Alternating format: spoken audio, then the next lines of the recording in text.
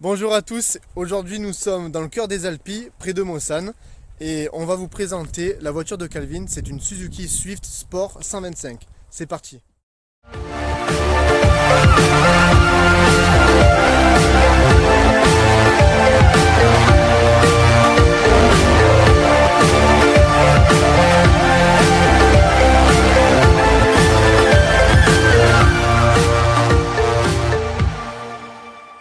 Salut Calvin, tu vas bien? Salut, ça va et toi? Ça va. Allez vas-y, présente-nous ton véhicule. Eh ben, on est en compagnie d'une belle Suzuki Swift Sport Ouais, 2008, un petit peu préparée dans l'apparence d'origine, mais un petit peu préparée à droite à gauche. Voilà. préparation Donc, c'est-à-dire préparation moteur? on va avoir un petit peu de préparation moteur avec une ligne, un Ouais, petit peu de préparation châssis, freinage avec des ressorts courts, des Duritavia, des choses comme ça. ouais. Donc c'est dans le but de vraiment tomber un peu des chronos sur circuit. Ok, d'accord. Tu m'as dit c'est une Suzuki Swift Sport, c'est ça? C'est ça. C'est quelle génération? Première? Première génération, c'est la phase 1 en 125 chevaux. Il y a eu après la phase 2 en 136 chevaux et la dernière phase en 140 chevaux avec un turbo. Là, on est sur vraiment un moteur atmosphérique. Ok, un Atmo 4 cylindres alors. Exactement, 4 cylindres 16S. Alors dis-moi, pourquoi tu as choisi ton véhicule, une Suzuki Swift? Je sortais d'une Twingo RS et j'étais pas forcément à l'aise. Ouais, Et quand j'ai eu un petit peu plus de budget, je suis passé sur la phase d'après celle-ci, donc la version 136 chevaux. d'accord. Et j'ai vraiment adoré vraiment la philosophie de conduite, le fait qu'il faut vraiment aller chercher la puissance dans les tours, c'est quelque chose que j'ai vraiment apprécié. Et j'ai vendu l'autre génération pour acheter une maison et j'ai racheté celle-ci, que j'ai un petit peu préparée et vraiment je me régale avec. T'es tombé sur le charme de ta voiture. Y a-t-il un aspect de ta voiture que tu aimes le plus par exemple? Déjà l'esthétique, je trouve qu'elle a une petite bouille qui est attachante. Ouais, je la trouve sympa. Elle reste pas dans le look d'origine d'une Suzuki mm. Swift, on a vraiment les boucliers avant et arrière qui sont retravaillés. Ouais, Et puis voilà, le pack jante d'origine en 17 pouces qui est sympa. Et puis voilà, après c'est vraiment le caractère atmosphérique du moteur qui fait que c'est vraiment un régal à conduire. je t'ai entendu rouler avec elle a un joli son. C'est d'origine la ligne d'échappement? Non, dessus j'ai un collecteur des Kata, Ouais, intermédiaire d'origine pour garder un petit peu de sonorité pas trop extrême. d'accord. Même si c'est très extrême et que je passe tout juste au son sur les circuits. Et j'ai un silencieux duplex, silencieux tube. Donc j'ai vraiment que l'intermédiaire d'origine qui va filtrer un petit peu la sonorité. Ok, d'accord. Elle est vraiment belle, hein. Merci. Donc là, tu as l'insigne sport pour vraiment dire que c'est une voiture sport C'est ça. dans sa catégorie Suzuki Swift, hein. C'est ça, c'est vraiment la déclinaison sport de la Suzuki Swift. Par contre, là, le saucisse, c'est par rapport à quoi? C'est une merguez, il n'y a plus rien d'origine, donc Alors, c'est une saucisse. Alors attends, je regarde, mais il n'y a pas de banquette à l'arrière? C'est le poids, c'est l'ennemi. Ah ouais, d'accord. Donc tu as rajouté une barre anti-rapprochement arrière, c'est Barre ça? anti-rapprochement supérieur, j'ai en dessous une barre anti-roulis, pareil à l'arrière.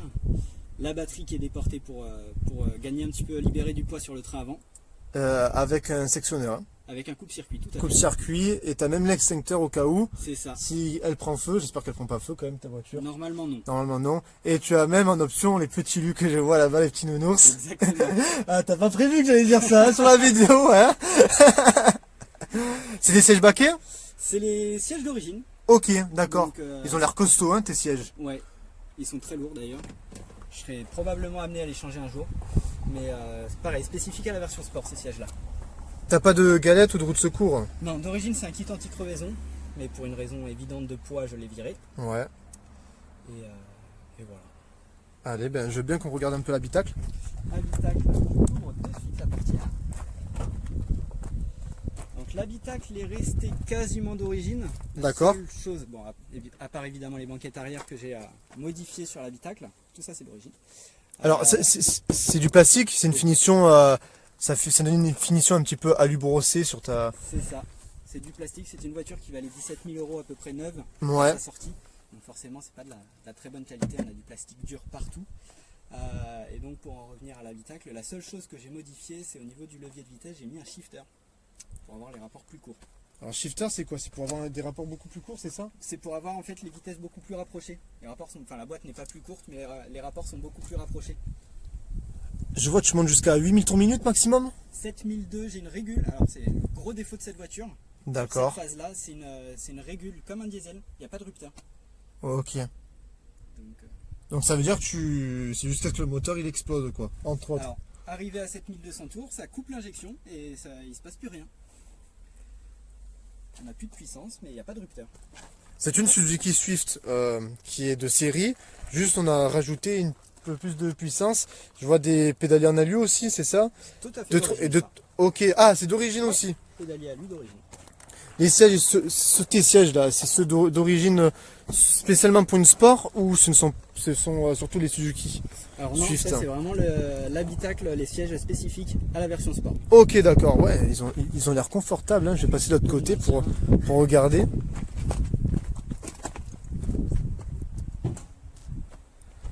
Alors fais voir un petit peu, je me permets, après on va regarder ton moteur.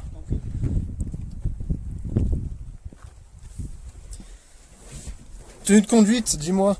Ah, ils prennent bien le dos, franchement. Ah, tu bouges pas, t'es vraiment calé dans tes sièges. Niveau tenue de route, j'ai l'impression c'est un peu haut, du genre l'assise est un peu haute, c'est ça pour. La position de conduite, on est vraiment sur une position de conduite un peu typée monospace et c'est pas forcément agréable.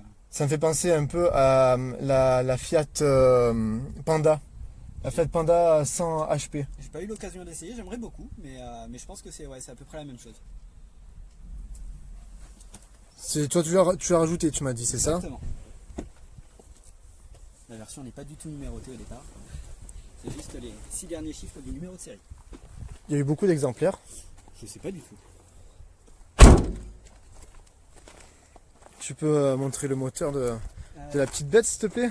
Je t'ouvre ça. C'est des jantes en 15? 17? 17. 17 pour tous les jours et j'ai mon pare-brise qui est en 15 avec les slicks. Donc niveau moteur, on est sur un moteur qui est resté d'origine. Ouais. On a la boîte à air qui a été isolée avec le conduit qui sort directement à l'anti-brouillard. Ok. On a les durites renforcées, durites d'eau renforcées, le décata. Ah, des forges, ouais. Voilà, le décata. Et sur le côté là-bas, je ne sais pas si tu vas réussir à l'attraper, on a une petite poulie rouge, poulie de pompe à eau majorée et plus légère. Ouais, on la voit. Voilà, pour éviter Elle la est ici. cavitation. C'est-à-dire. Ça évite en fait avec la vitesse de la pompe à eau que des bulles se créent dans le circuit. Voilà. Ok, d'accord, parce que moi je m'y connais rien en mécanique. Hein. Ah, et là c'était l'emplacement de la batterie, c'est bien ça? Exactement. Bon, faut encore que je peaufine, que je décale un peu ça. J'ai un kit E85 dessus pour tourner l'éthanol parce que c'est un défaut de cette voiture, ça consomme beaucoup. Ah, consommation moyenne. Sur circuit, je pense entre 15 et 20 litres. Et en ville, t'es sur le 10. Ouais, pour tous les jours 10 litres à peu près, entre 8 et 10 litres. Et tu me disais justement que le poids c'est l'ennemi. Tu fais quoi? Tu fais 900 kg dessus? Je pense à peu près une tonne. Ok, d'accord. Je pense encore un petit peu de poids à gagner, mais Elle vraiment ça va bien comme ça. Elle est la même catégorie qu'une 206 RC, même pas RC mais 16S. Oui. C'est ça? Oui, au niveau puissance, là je l'ai passé au banc récemment, je suis à 139 chevaux, donc je pense que je suis tout à fait similaire à une 206 16S qui fait 140 chevaux de mémoire. Ouais, c'est ça, 138. 138 ou 136, je ne sais plus, un coup c'est 136, un coup c'est 138, on ne sait jamais justement des fois. T'as mis elle est rabaissée ou pas? J'ai des ressorts courts dessus. T'as les ressorts avec, courts. les suspensions d'origine qui étaient encore en bon état. Ouais. Alors beaucoup diront les ressorts courts c'est pas terrible. Alors, en attendant ça fait... T'as quoi comme ressort court exactement? C'est du Apex, c'est une marque anglaise. Ok, là, je connais pas. Normalement rabaissé à moins 45. D'accord. 4 cm et demi et ça va très très bien sur la piste depuis 20 000 km, j'ai pas un seul amortisseur qui fuit. Ah mais c'est génial comme voiture. Son prix sur le marché, c'est des prix plutôt abordables?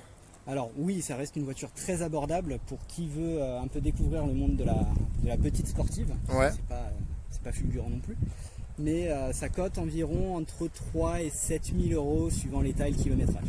Ok. Elle est magnifique ta voiture. Merci beaucoup. J'aime beaucoup ce genre de véhicule. C'est des voitures où tu peux te faire plaisir, mais avec un budget qui, on va dire, assez restreint. Tout à fait. C'est-à-dire que si on est un jeune qui vient d'avoir son permis depuis quelques années, 2-3 ans, au lieu d'acheter une voiture lambda à 5000 euros, on peut se dire, ben, tiens, je peux acheter et commencer à rentrer dans la passion automobile pour un prix très abordable, 4-5 000 euros, une petite voiture qui est dynamique, on va dire sportive aussi un petit peu, avec Un petit peu sportif. avec quelques modifications bien sûr, mais je pense que tu dois trouver beaucoup de pièces pour l'entretien, non? Alors entretien, c'est très facile à entretenir. Ouais. C'est un moteur à chaîne, donc déjà il n'y a pas de courroie de distribution à faire. Ah, ça c'est un bon point déjà. Ouais. Et, Si la chaîne est bonne. si la chaîne est bonne, mais à ma connaissance, j'ai pas connu de problème de chaîne sur ces moteurs-là. Ouais. Il y a quelques problèmes de joint de culasse et de coussinet de bielle. Ouais. Mais si l'entretien est fait régulièrement, la mienne à 200 000, je fais des circuits avec, je suis pas du tout embêté. Donc, si l'entretien suit, c'est bon. On va fermer le capot et le coffre de ta belle voiture.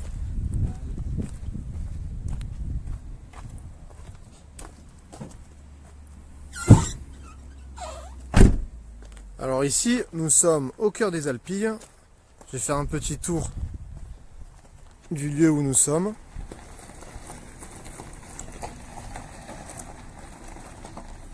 Regardez-moi cette belle voiture.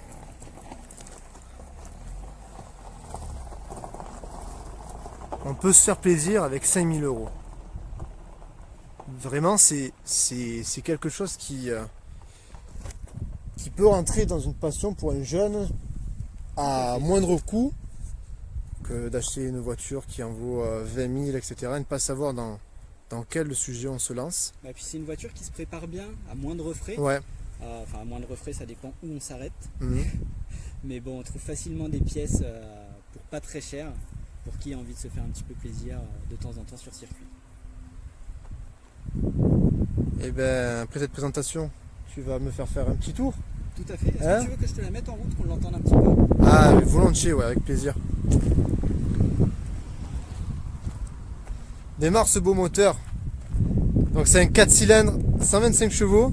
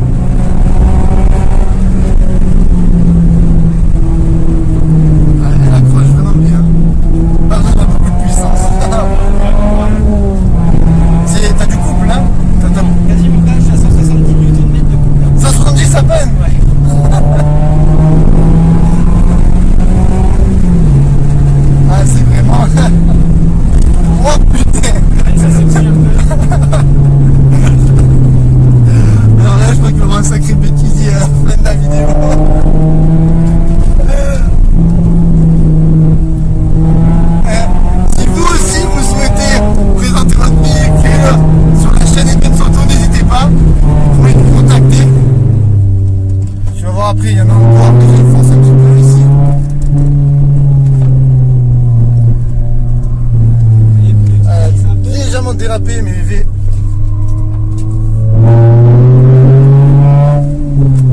ah ouais, mais vraiment génial.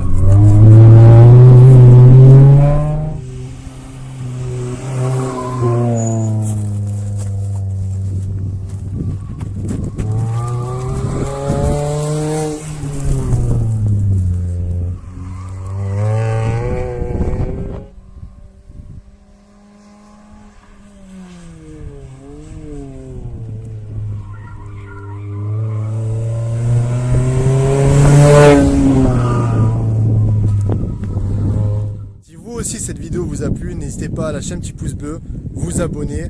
Et si vous souhaitez vous aussi, comme Calvin, présenter votre véhicule, n'hésitez pas à nous contacter. Allez, ciao ciao!